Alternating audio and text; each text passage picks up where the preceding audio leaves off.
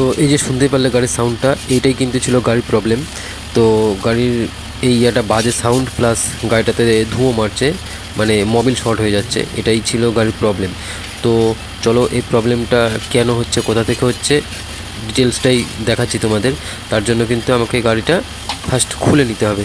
তো গাড়িটা খুলে নেওয়া যাক। খুলে নেওয়ার পর তোমাদের ডিটেলসটা দেখাতে পারবো যে গাড়িটার প্রবলেমটা কী ছিল, আওয়াজটা কেন হচ্ছে, যে বাজে আওয়াজটা হচ্ছে সেই আওয়াজটা কোথা থেকে হচ্ছে, আর গাড়িটার এই যে সাউন্ডটা হয়েছে এর জন্য গাড়ির ইঞ্জিনে কী কী ক্ষয়ক্ষতি হয়েছে, সব ডিটেলসটাই তোমাদের দেখাবো। তো তার জন্য কিন্তু কন্টিনিউ ভিডিওটা দেখে যেতে হবে। তো ভিডিওটা এই জন্যই কন্টিনিউ দেখতে হবে, কারণ কি ভিডিওটা আজকে খুবই ইন্টারেস্টিং হতে চলেছে। তো চলো আমি কাজটা চালু করি। তো সবার আগে আমার এই বাইক গুরু আরডি চ্যানেলে যে নতুন আছো, চ্যানেলটাকে অবশ্যই সাবস্ক্রাইব করে দিও। ভিডিওটা যদি ভালো লাগে একটা লাইক করো, শেয়ার করো। যদি কিছু জানার থেকে থাকে তাহলে কমেন্ট করো, অবশ্যই রিপ্লাই দেবো। তো চলো আমি ইঞ্জিনের কাজটা চালু করছি, সব খুলে নিচ্ছি।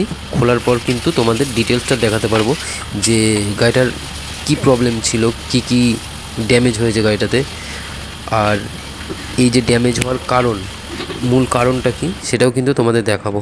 তো চলো ভিডিওটা কন্টিনিউ দেখতে থাকো।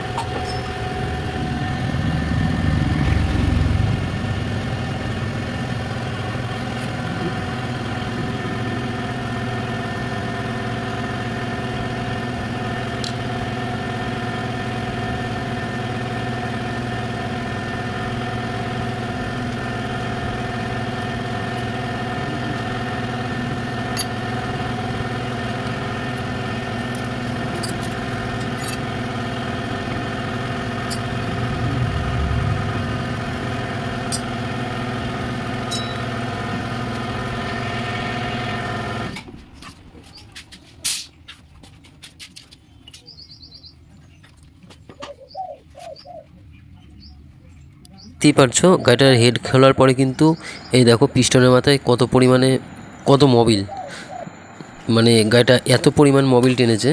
গাড়িটাতে হয়তো মোবিল নেই কিংবা খুবই সামান্য পরিমাণে মোবিল আছে। তো এর যে সবচেয়ে বেশি যে ক্ষতিটা হয়েছে আমি কিন্তু সিলিন্ডারটা খোলার পরে বুঝতে পারবো। তো সিলিন্ডারটা খুলে নিই, হেডটা আগেই খুলে নিয়েছি। হেডটা পুরো হেডের ভ্যালভ লকার এগুলো সব খোলার পরে কিন্তু হেডের যা ক্ষয়ক্ষতিটা হয়েছে, যে কিছু ড্যামেজ হয়েছে সেটা দেখাতে পারবো। তো চলো সিলিন্ডারটা তুলে নেওয়া যাক। সিলিন্ডারটা তুলে নিয়ে তবে আমি বুঝতে পারবো যে সিলিন্ডারটা ফ্রেশ আছে কি খারাপ হয়ে গেছে, কি রিং চেঞ্জ করতে হবে। তো চলো সিলিন্ডারটাই খুলে নিলাম। খুলে নেওয়ার পর এর সিলিন্ডারটা পুরো দাগ হয়ে গেছে, পিস্টনটা তো পুরো ঘষে গেছে, মানে মোবিল হয়তো কোনো সময় ছিলই না, গাড়িটা হয়তো সিজ করেছে, 2-4 বার হয়তো সিজ করেছে। তো সিজ করার পরেও হয়তো মোবিল ঢেলে চালিয়েছে, ওর জন্যই কিন্তু গাড়িটা আমার কাছে আসতে পেরেছে কাজ করানোর জন্য। তো এই দেখো পিস্টনের অবস্থাটা বুঝতেই পারছো, পুরো ঘষে গেছে। তো চলো কমপ্লিট সিলিন্ডার পিস্টন তো লাগবেই। এইবার আমি হেডটা খুলবো। হেডটা খুলে দেখিয়ে দিচ্ছি তোমাদের হেডের মধ্যে কি কি ড্যামেজ হয়েছে গাড়িটার।